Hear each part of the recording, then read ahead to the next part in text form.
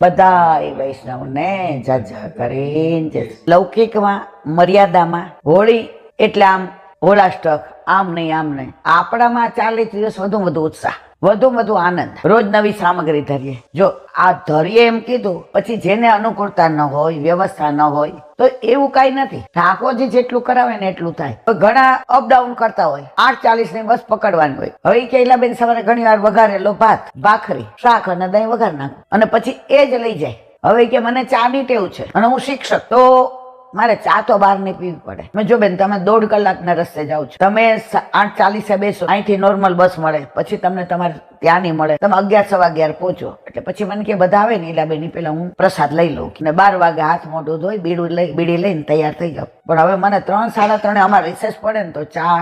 મેં કીધું જો યથા દેહે તથા દિવે, તમને સ્ફૂર્તિ ના રહીએ તો તમને મજા આવે, તો ઘણી વાર સંજોગ ને સમય પ્રમાણે જીવવું પડે.